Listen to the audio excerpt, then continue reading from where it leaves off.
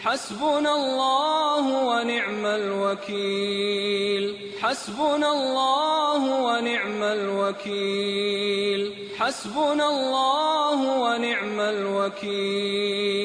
میرے عزیز بھائیوں اور بہنوں، آج کا پیغام ہے ایک ایسا کلمہ، ایک ایسی صدا جو صدیوں سے اہل ایمان کی زبان پر ہے، جو طوفانوں کو تھما دیتا ہے، جو دشمنوں کو خاک میں ملا دیتا ہے، اور وہ ہے حسبنا اللہ ونعم الوکیل، یعنی اللہ ہمارے لیے کافی ہے اور وہ بہترین کارساز ہے۔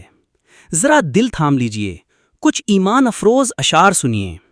رب پر بھروسہ جب کیا حضرت خلیل نے، گلشن بنایا آگ کو رب جلیل نے، رب پر بھروسہ کرنے پہ رب نے دیا صلہ، اس آگ کے گڑھے میں رواں تک نہیں جلا۔ میرے بھائیوں، سوچو، ایک طرف نمرود کا ظلم و جبر، دوسری طرف دہکتی ہوئی آگ کے الاؤ۔ ابراہیم علیہ السلام کو باندھ کر آگ میں پھینکا گیا، لیکن زبان پر یہ کلمہ تھا، حسبنا اللہ ونعم الوکیل۔ اور کیا ہوا؟ وہی دہکتی ہوئی آگ جنت کے باغ بن گئی، وہی شعلے خوشبو میں ڈھل گئے۔ میرے عزیزوں، یاد کرو بنی اسرائیل کا وہ منظر، آگے سمندر، پیچھے فرعون کے خون خوار لشکر۔ قوم گھبرا گئی، لیکن موسیٰ علیہ السلام نے للکار کر کہا، ہرگز نہیں، میرا رب میرے ساتھ ہے، وہی مجھے راستہ دکھائے گا۔ اور پھر کیا ہوا؟ عصا مارا، سمندر دو حصوں میں بٹ گیا، زمین خشک ہو گئی، راستہ بن گیا۔ میرے بھائیوں، کبھی سوچا ہے اندھیرے پہ اندھیرا کیا ہوتا ہے؟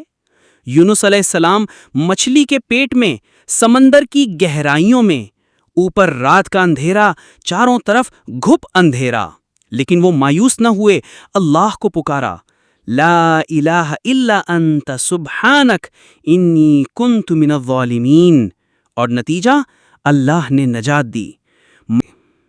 وہ نمرود جس نے خدائی کا دعویٰ کیا، جو محلوں میں رہتا تھا، فوجوں کے ساتھ گھومتا تھا، اللہ نے اس کی ہلاکت کے لیے لشکر نہیں اتارا، تلواریں نہیں چرائیں، بس ایک معمولی سا مچھر بھیج دیا، اور وہی مچھر اس کے لیے موت کا سبب بن گیا۔ مچھلی کے پیٹ میں بھی یونس حیات سے، نمرود محل میں مرا مچھر کے ہاتھ سے، جعفر ہر ایک شے پہ ہے قادر، وہی خدا جس نے بنایا دریا میں موسیٰ کا راستہ۔ میرے بھائیوں، یوسف علیہ السلام کو کنویں میں ڈالا گیا، غلام بنا کر بیچا گیا، لیکن اللہ پر بھروسہ کرنے والے کبھی ذلیل نہیں ہوتے۔ اللہ نے انہیں عزت کا تاج پہنایا، مصر کی سلطنت دی اور سب پر غالب کر دیا۔